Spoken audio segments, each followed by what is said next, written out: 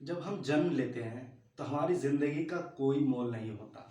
जब हमारा जन्म होता है, अब आप कहेंगे हमारी जिंदगी का मोल क्यों नहीं होता, कैसे नहीं होता। हमारी जिंदगी का मोल इस तरह नहीं होता कि कोई बच्चा जन्म लेता है, उसके बाद तुरंत मर जाता है या पेट में मर जाता है, 1 साल बाद, 5 साल, 10 साल या 20 साल बाद मर जाता है, कभी 50 साल बाद मर जाता है। अब इस बात से बिल्कुल फर्क नहीं पड़ता कि वो जब मरता है तो उसकी उम्र क्या है, वो लड़का है, लड़की है, पैर उसका है नहीं, हाथ है कि नहीं, आंख है कि नहीं, कोई भी मर सकता है। उसके बाद तरह तरह की चीज़ें, आपदाएं आती है, भूकंप आ जाता है, हजारों लोगों को ले डूबता है, सुनामी आ जाता है, लाखों लोगों को डुबा लेता है, कोई कार एक्सीडेंट से, कोई बस एक्सीडेंट से, किसी न किसी रूप में कोई भी कभी भी कहीं भी मारा जा सकता है। तो इस प्रकृति के लिए, इस नेचर के लिए कोई भी इतना इम्पोर्टेंट नहीं है कि ये प्रकृति आपको गारंटी देती हो कि आपको 60 साल 80 साल तक जीवित रखेगी। आप कभी भी, कोई भी कभी भी मारा जा सकता है। इस प्रकृति के लिए कोई भी इम्पोर्टेंट नहीं है। अब सवाल ये आता है कि हम अगर इम्पोर्टेंट नहीं है तो हम जीवित क्यों हैं, कर क्या रहे हैं, हमारे शरीर का मूल्य क्या है। तो हमारे शरीर का कोई मूल्य नहीं है, इस शरीर का मूल्य है ही नहीं। जैसा कहा जाता है, हम कुछ लेकर नहीं आए हैं और कुछ लेकर नहीं जाएंगे। तो हमारी जिंदगी मूल्यवान बनती कैसे है? वो इस तरह से बनती है कि भले ही हम कुछ लेकर नहीं आए हों, लेकिन हम बहुत कुछ देकर जा सकते हैं और उसी से हमारी जिंदगी मूल्यवान बनती है। होता क्या है कि जैसे एक एग्जांपल देता हूं, अब अब्दुल कलाम का।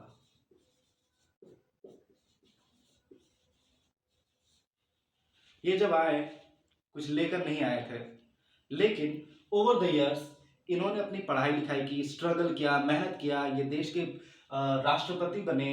उसके बाद इन्होंने भारत के लिए एटम बम बनाया और भारत को पड़ोसी मुल्कों से सुरक्षा प्रदान की। उसके बाद कि इतने नोबल, इतने दरिया दिल इंसान, इतने आप कह सकते हैं सज्जन पुरुष, कि इनको हर कोई इनके सामने शीश झुकाता है, इनकी क्वालिटीज के गुण गाता है और इन्हें मिसाइल मैन के तौर पे जाना जाता है। इनका मूल्य यही है।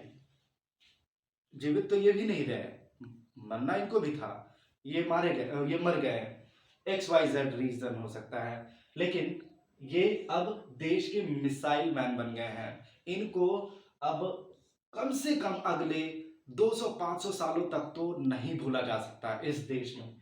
कम से कम इंडिया में तो इनको कम से कम 200 से 500 साल तक नहीं भूला जा सकता। ये इनकी मूल्य है, इन्होंने अपनी जिंदगी को इतना मूल्यवान इस तरह से बनाया है। अब जैसे हमारे देश के राष्ट्रपिता महात्मा गांधी, इनको शायद ही कभी आने वाले समय में शायद ही कभी भुलाया जा सकता है। इन्होंने क्या किया, इन्होंने हमारे देश को आज़ादी दिलाई और इस तरह से सिर्फ आज़ादी ही नहीं दिलाई, इन्होंने इनके बहुत सारी गुण थे जो हम आज भी इनकी किताबों को पढ़कर, इनके बारे में जानकर अपने आप में लाने की कोशिश करते हैं। इन सब क्वालिटीज़ को लेकर के ये पैदा नहीं हुए थे, ये जब जन्म लिए उसके बाद ओवर द इयर्स इन्होंने वो सारी क्वालिटीज़, खूबियाँ लोगों के बीच में रह करके डेवलप की और इस तरह से उन्होंने अपनी ज़िंदगी इतनी मूल्यवान बना दी कि आज भारत का शायद ही कोई इलिटरेट बच्चा होगा जिससे महात्मा गांधी के बारे में ना पता हो। इस तरह से आप अपनी जिंदगी को मूल्यवान बनाते हैं। अब एक हमारे हैं स्वामी विवेकानंद,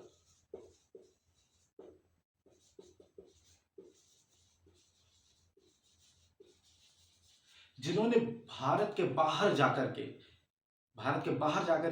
का कीर्तिमान बढ़ाया।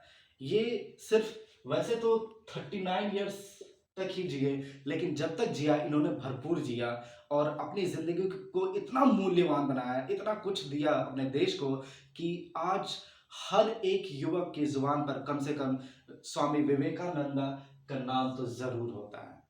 तो कहने का मतलब ये है कि मरना सबके लिए तय है, लेकिन हम अपनी ज़िंदगी किस तरह से जीते हैं, अपनी ज़िंदगी को कितना मूल्यवान, कितना इम्पोर्टेंट बनाते हैं, ये हम पर है। नेचर पर बिल्कुल नहीं है, और नेचर को बिल्कुल फ़र्क नहीं पड़ता कि आप अ, किस उम्र के हैं या किस स्टेटस में हैं, कितने गरीब हैं, कितने अमीर हैं, इनसे कोई फ़र्क नहीं पड़ता। इस बात से बिल्कुल फ़र्क नहीं पड़ता कि आप बहुत दयालु हैं तो आपकी लो उम्र 10 साल और बढ़ा दी जाए। आप बहुत आपने मेहनत करके बहुत करोड़ों रुपया कमाया है, तो आपको समय दिया जाए ताकि आप उन करोड़ों रुपया का उपभोग कर सकें। ऐसी कोई भी इम्पोर्टेंस प्रकृति के लिए बिल्कुल नहीं है। इसीलिए महान कबीर कहते हैं, कल करो करे सो आज कर, आज करे सो अब, पल में परलय होएगी बहुरी करेगा कब। कहने का मतलब ये है कि आपने जन्म तो ले लिया, हो सकता है आप 20 साल के हो गए हैं और आप सोच रहे हैं कि अभी आपके पास पूरी उम्र पड़ी है काम करने को, लेकिन कबीर कहते हैं कल करे सो आज कर, पल में परलय होएगी बहुरी करेगा कब। कहने का मतलब ये है कि आज आप भले ही 20 साल के हैं, आपको ऐसा लग रहा होगा आपके सामने बहुत पूरी उम्र पड़ी है, लेकिन किसको पता कि कल आप रहे ना रहे। इसीलिए कबीर कहते हैं कि अपनी ज़िंदगी को मूल्यवान बनाओ, जो कल के लिए छोड़ के रखना चाहते हो वो उसे आज ही करो, अपनी ज़िंदगी को आज ही मूल्यवान बनाओ। अब इस दोहे से हमें यही समझ में आता है कि हमारे शरीर का तो कोई मूल्य है नहीं, ये कभी भी मिट सकती है, लेकिन जो एक चीज़ मिटती नहीं है वो है हमारा मूल्य, हमारी कहानियाँ, हमारा स्ट्रगल। आपका शरीर भले ही मिट जाएगा, लेकिन आपने अपनी ज़िंदगी को कितना मूल्यवान, कितना यूटिलाइज्ड बनाया है, उसके हिसाब से आप आपका नाम और आपकी कहानी दोनों ज़िंदा रहती है। जैसे मैंने एक एग्ज़ाम्पल दिया, एग्ज़ाम्पल महान कबीर का ही ले लेते हैं।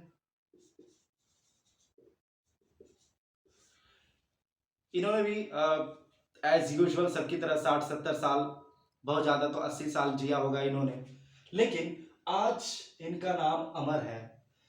इनकी कहानी आज भी हम पढ़ते हैं, जबकि इनका जन्म आज से 500 साल पहले हुआ था, 450-500 साल पहले हुआ था। आज भी हम इन्हें नहीं भूलते, और अगले हजारों साल तक ना हम इनका नाम भूलेंगे और ना ही इनकी कहानी। इनका शरीर तो मिट गया, एक दिन मिटना था, लेकिन इनका नाम और इनकी कहानी ये आज तक नहीं मिटी और आगे भी नहीं मिटेगी।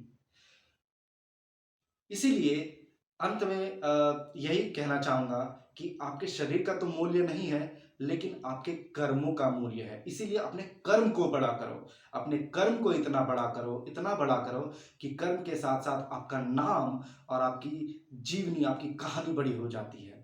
और इस तरह से आपका नाम और आपकी कहानी दोनों की दोनों युगों-युगों तक अमर रहती है। आप अमर नहीं रहेंगे, आपका नाम अमर रहेगा। तो आज के लिए इतना ही, मिलते हैं अगले चैप्टर में।